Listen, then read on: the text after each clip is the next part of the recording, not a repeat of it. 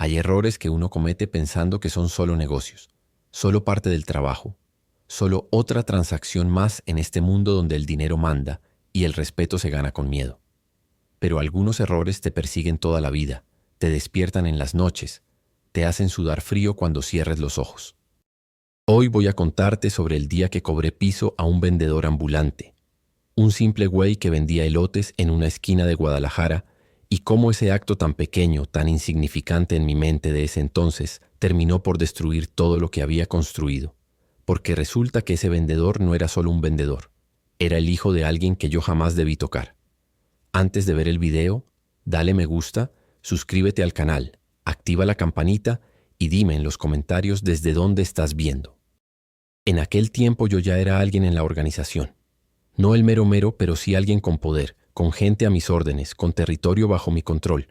Había empezado desde abajo como todos, haciendo mandados, moviendo paquetes, aprendiendo que en este negocio o te respetan o te entierran. Y yo había elegido ser de los que se hacen respetar.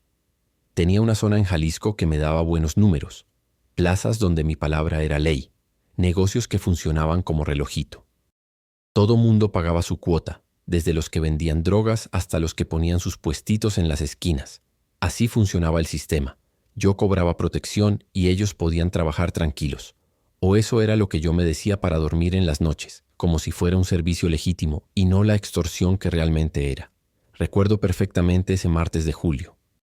Hacía un calor del demonio y yo andaba con 2 de mis muchachos haciendo el recorrido de siempre, cobrando lo que nos debían, asegurándonos de que todo mundo supiera quién mandaba ahí. Pasamos por la colonia donde teníamos varios negocios chicos, tienditas, vendedores ambulantes, gente que se ganaba la vida honestamente, pero que tenía que compartir sus ganancias con nosotros si quería seguir operando. Era martes de cobro y todos sabían que teníamos que irnos con las manos llenas. Vi al tipo en la esquina, un güey flaco, moreno, con su carrito de elotes todo destartalado, con su bote de mayonesa y su queso rallado. No lo había visto antes por ahí. Eso me llamó la atención porque yo conocía a todos los que trabajaban en mi territorio. Me bajé de la camioneta y me acerqué a él con mis muchachos atrás.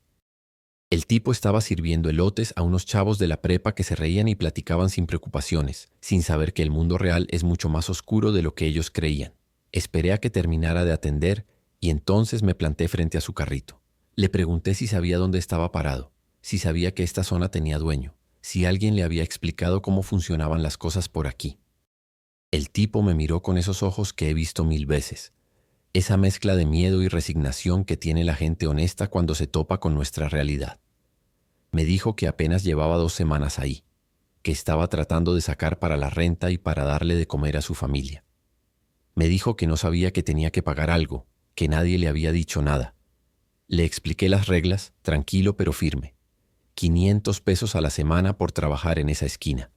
No era negociable. Él se puso pálido y me dijo que no tenía tanto, que apenas sacaba para sobrevivir, que por favor lo dejara trabajar sin cobrarle porque de verdad lo necesitaba. Yo había escuchado esa historia cientos de veces. Todos necesitaban el dinero, todos estaban batallando, todos tenían familias que alimentar. Pero los negocios son negocios y si empezaban a hacer excepciones, si mostraba debilidad, pronto todos querrían un trato especial y mi autoridad se iría al carajo. Así que le dije que no me importaban sus problemas, que o pagaba o se largaba de mi territorio, que tenía hasta el viernes para conseguir el dinero o íbamos a tener problemas serios. El tipo me suplicó, literalmente me suplicó ahí en la calle, delante de sus clientes, delante de mis muchachos. Me dijo que por favor no le hiciera eso, que él solo quería trabajar honestamente, que no le estaba haciendo daño a nadie. Y yo, con esa frialdad que había cultivado durante años, le dije que me valía madre su historia, que esta era mi plaza y que aquí se pagaba o se iba uno. Mis muchachos se rieron cuando el güey casi se puso a llorar. Yo también me burlé un poco. Le di una palmada en el hombro y le dije que la vida era así de cabrona, que mejor se acostumbrara. Le recordé que el viernes iba a volver y que más le valía tener mi dinero. Nos subimos a la camioneta y nos fuimos, dejándolo ahí parado junto a su carrito, derrotado antes de empezar a pelear. Durante los siguientes días seguí con mi rutina normal. Cobros, reuniones, movidas de mercancía, todo lo que implicaba mantener el negocio funcionando. Ese vendedor de elotes ni siquiera ocupaba espacio en mi cabeza. Era solo uno más de los cientos de personas que me pagaban cada semana. El viernes regresé a esa esquina con los mismos muchachos. El carrito seguía ahí, pero el tipo no estaba. Pregunté a una señora que vendía tamales en la esquina de enfrente y me dijo que el muchacho del carrito había estado ahí en la mañana, pero que se había ido corriendo como a las 2 de la tarde, todo asustado, como si hubiera visto un fantasma. Eso me dio mala espina. La gente que huye antes de pagar usualmente está buscando protección con alguien más, está hablando con la policía o está planeando algo estúpido. Le dije a uno de mis muchachos que investigara quién era ese güey, dónde vivía, con quién andaba. No iba a dejar que alguien me desafiara así de fácil. Si dejaba que un vendedor de elotes se me revelara, pronto todos creerían que podían hacerlo. En este negocio la reputación lo es todo. Si te ven débil, si te ven blando, estás muerto. Al día siguiente mi gente me trajo la información. El tipo se llamaba Miguel, tenía 23 años. Vivía con su esposa embarazada en una casita de interés social en las afueras de la ciudad. Trabajaba vendiendo elotes porque había perdido su trabajo en una fábrica y estaba desesperado por sacar dinero. No tenía antecedentes, no andaba en nada chueco. Era literalmente lo que parecía ser, un tipo normal tratando de sobrevivir. Pero había un detalle más en el reporte que me hizo reír en ese momento. Su papá era policía retirado, un tal comandante Sandoval que había trabajado en la estatal durante 30 años. Un policía retirado. Eso me pareció chistoso. Pensé que tal vez el muchacho había corrido con su papá a pedirle ayuda, que tal vez el viejo había tratado de meter sus manos en mi negocio. Pero un policía retirado no era nada. Los policías retirados no tienen poder, no tienen influencia, no tienen recursos. Son solo viejos que cobran una pensión miserable y que tratan de olvidar todo lo que vieron durante sus años de servicio. Decidí que iba a ir personalmente a la casa del muchacho para dejarle claro que no importaba quién fuera su papá, que aquí mandaba yo, y que o pagaba o las cosas se iban a poner muy feas para él y su familia. Quería que el mensaje quedara cristalino, que corriera la voz de que yo no le tenía miedo a nadie, ni siquiera a los hijos de policías. Llegué a su casa un domingo por la tarde. Era una de esas casitas todas iguales que hacen en los fraccionamientos baratos, con su garaje chiquito y su jardincito descuidado. Toqué la puerta con fuerza, varios golpes seguidos para que supieran que no era una visita amistosa. Abrió el muchacho Miguel y cuando me vio se le cayó el alma al suelo. Intentó cerrar la puerta, pero yo ya tenía el pie atravesado. Empujé y entré a su casa sin que me invitara. Adentro estaba su esposa, bien embarazada, sentada en el sillón viendo la televisión. Se paró asustada cuando me vio entrar. Le dije a Miguel que teníamos una conversación pendiente, que me debía dinero y que ya me había cansado de esperar. Él empezó a balbucear excusas, que no había podido juntar el dinero, que por favor le diera más tiempo, que su esposa estaba a punto de dar a luz y necesitaban cada peso para el hospital. Yo estaba a punto de decirle que me valía madre cuando escuché una voz detrás de mí. Era un viejo, tal vez de 60 y tantos años, con el pelo canoso y la mirada dura. Era el papá de Miguel, el comandante retirado. Me preguntó quién era yo y qué hacía en la casa de su hijo. Le expliqué la situación, le dije que su hijo me debía dinero por trabajar en mi territorio y que había venido a cobrarlo. El viejo me miró de arriba abajo, como evaluándome, y luego me dijo que su hijo no me debía nada, que trabajar honestamente no era un crimen y que yo no tenía ningún derecho de extorsionar a nadie. Le dije que él no entendía cómo funcionaban las cosas, que esto era Jalisco y que aquí quien tenía el poder hacía las reglas. Me preguntó si sabía quién era él. Le dije que sí, que era un policía retirado y que eso no significaba nada para mí. El viejo sonrió, pero no era una sonrisa amigable. Era la sonrisa de alguien que sabe algo que tú no sabes. Me dijo que él no era un policía retirado cualquiera, que durante sus 30 años de servicio había trabajado en operaciones especiales contra el narco, que conocía a todos los jefes de todas las organizaciones, que tenía contactos en todos los niveles del gobierno y del crimen organizado. Me dijo que si yo supiera realmente quién era él, jamás habría tocado a su hijo. Yo me reí en su cara. Pensé que estaba fanfarroneando, que estaba tratando de asustarme con historias. Le dije que me importaba muy poco quién había sido, que ahora era solo un viejo sin poder y que su hijo me iba a pagar o las dos iban a sufrir las consecuencias. Me fui de esa casa sintiéndome muy seguro, muy poderoso, pensando que había dejado claro quién mandaba. Esa noche recibí una llamada de mi jefe, el que estaba por encima de mí en la organización. Me preguntó si yo era el pendejo que había amenazado al hijo del comandante Sandoval. Le confirmé que sí, que había ido a cobrarle lo que me debía. Hubo un silencio largo del otro lado de la línea. el tipo de silencio que te hace saber que la cagaste bien gacho. Luego mi jefe empezó a gritarme. Me dijo que yo era un pinche idiota, que no tenía ni idea de lo que acababa de hacer, que el comandante Sandoval no era un policía retirado cualquiera. Me explicó que ese viejo había sido el enlace principal entre nuestra organización y el gobierno estatal durante más de 20 años, que gracias a él habíamos podido operar sin problemas, que él había protegido nuestros cargamentos, que había desviado investigaciones, que nos había dado información clave sobre operativos, que era prácticamente parte de la familia, aunque oficialmente trabajara del otro lado. Me dijo que el comandante se había retirado hace 5 años con honores, que le habíamos dado una buena cantidad de dinero como agradecimiento por sus servicios y que teníamos un pacto de no tocarlo nunca a él ni a su familia. Y yo, en mi pinche ignorancia, había ido a extorsionar y amenazar a su hijo sin saber nada de esto. Mi jefe me dijo que el comandante ya había hecho llamadas, que estaba furioso, que se sentía traicionado por la organización. Me ordenó que fuera inmediatamente a la casa del viejo a disculparme, a arreglar las cosas como fuera, a ofrecerle lo que necesitara para calmar su enojo.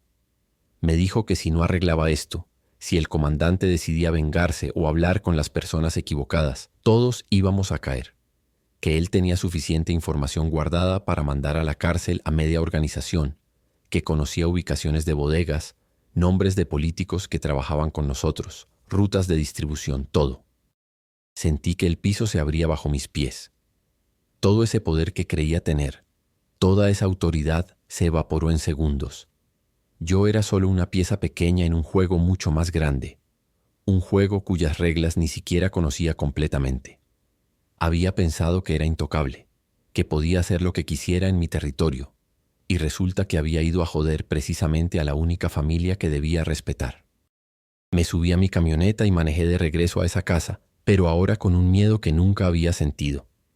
Ya no iba como el mero chingón cobrando lo suyo, iba como el pendejo que acababa de meter la pata hasta el fondo y que necesitaba arreglar las cosas antes de que lo mataran. Llegué a la casa y toqué la puerta, esta vez con respeto. Abrió el comandante. Me miró sin decir nada. Le pedí disculpas, le dije que no sabía quién era, que nadie me había informado de su relación con la organización, que jamás habría tocado a su hijo si hubiera sabido. Le ofrecí dinero, le ofrecí lo que necesitara. El viejo me dejó hablar, me dejó humillarme ahí en su puerta y cuando terminé me dijo que el dinero no arreglaba nada. Que yo había faltado al respeto de la peor manera posible, que había amenazado a su hijo embarazada delante de su esposa embarazada, que había entrado a su casa como si fuera dueño del mundo. Me dijo que hombres como yo eran el problema, que creíamos que el poder nos daba derecho a pisotear a quien quisiéramos, que no teníamos honor ni principios.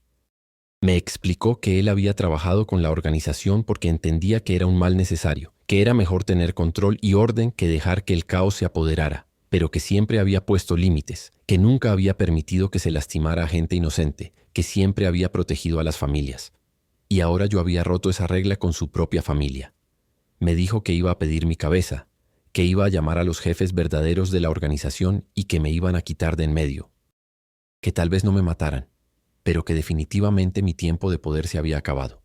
Traté de convencerlo, le supliqué como su hijo me había suplicado a mí días antes. Qué irónico, ¿verdad?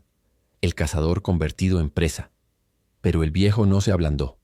Cerró la puerta en mi cara y me dejó ahí parado como un pendejo. Las siguientes semanas fueron una pesadilla. El comandante cumplió su palabra. Habló con gente importante, con los jefes de los jefes. Yo fui llamado a una reunión donde me bajaron de rango. Me quitaron mi territorio, me mandaron a una plaza culera en medio de la nada donde no había negocio, donde básicamente me mandaron a existir sin poder. Me dijeron que había tenido suerte, que normalmente por una cagada así me habrían enterrado en el desierto, pero que respetaban al comandante lo suficiente como para dejarme vivo. Eso sí, mi carrera en la organización se había acabado. Perdí el respeto de mis muchachos, perdí el dinero, perdí el poder. Todo por cobrarle 500 pesos a un vendedor de elotes. Pero lo peor no fue perder mi posición. Lo peor fue darme cuenta de que yo había sido exactamente el tipo de animal que siempre critiqué. Yo había empezado en este negocio diciéndome que era diferente, que tenía códigos, que protegía a mi gente.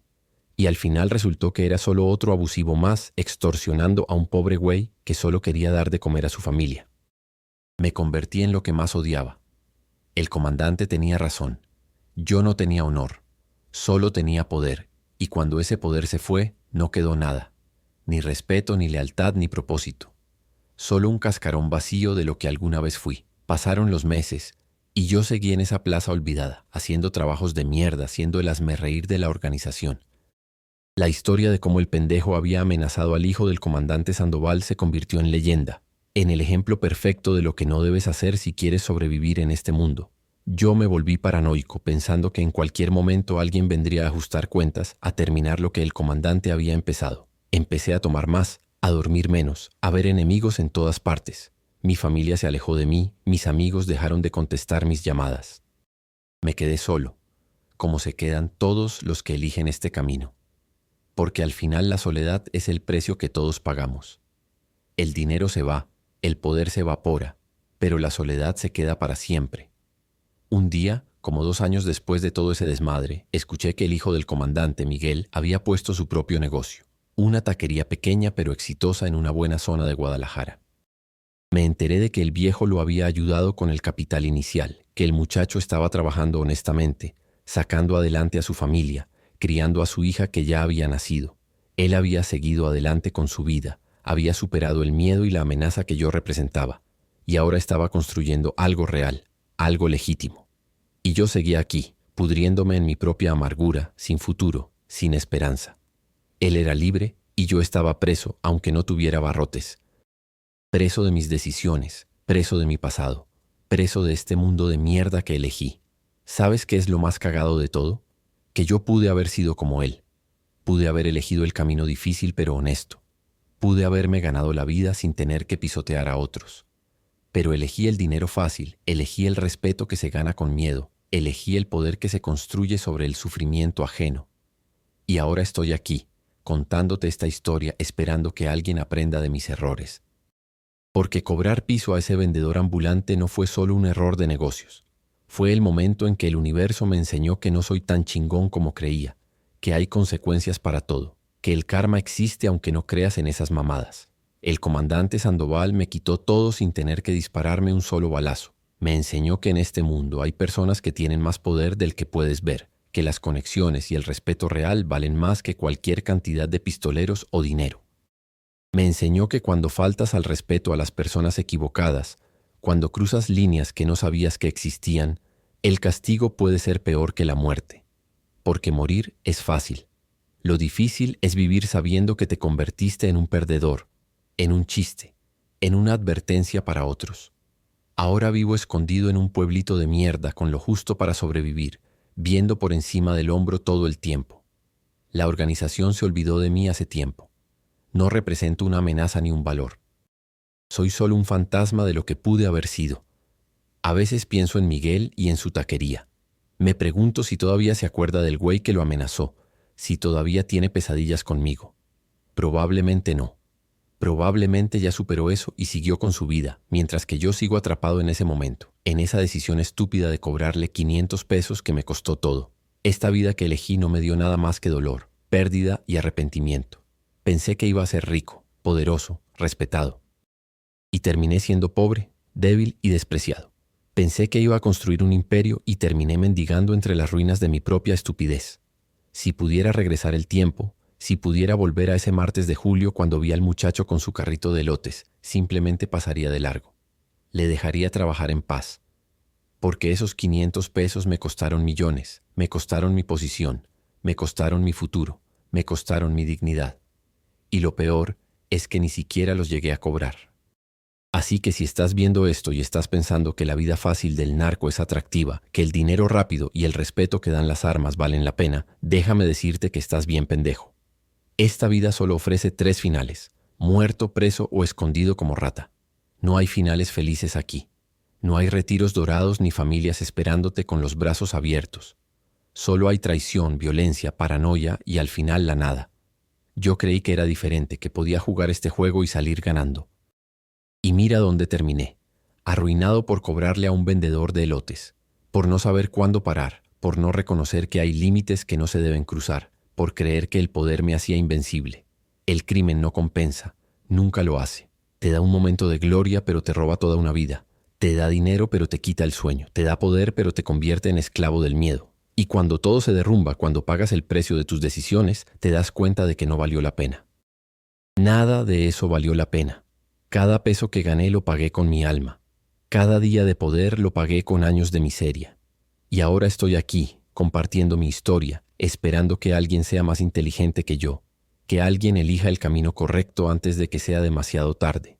Porque una vez que entras en este mundo, una vez que cruzas esa línea, ya no hay vuelta atrás. Puedes intentar salir, puedes intentar cambiar, pero el pasado siempre te alcanza. Yo lo sé porque lo viví. Y si pudiera gritarle a mi yo del pasado, le diría que deje en paz al vendedor de elotes, que simplemente siga su camino, que esos 500 pesos le van a costar todo. Pero el pasado no se puede cambiar, solo se puede aprender de él. Y mi lección fue la más cara que alguien puede pagar. Perdí todo por un acto de soberbia, por creer que estaba por encima de las reglas, por no saber que todos, absolutamente todos, tenemos a alguien más fuerte esperando para ponernos en nuestro lugar. No seas como yo. No elijas este camino, porque al final, cuando estés solo, arruinado y lleno de arrepentimiento, vas a entender que el vendedor ambulante que trabaja honestamente, que regresa a casa con su familia, que duerme tranquilo en las noches, ese güey es más rico que cualquier narco. Ese güey tiene lo que nosotros perdimos para siempre, su dignidad, su paz, su humanidad. Y créeme, no hay cantidad de dinero en el mundo que pueda comprar eso de vuelta una vez que lo has vendido. Yo lo vendí por 500 pesos. Y ahora estoy aquí, pagando el precio todos los días de mi vida. No cometas mi error. Elige el camino difícil pero honesto, porque al final ese es el único camino que te lleva a casa.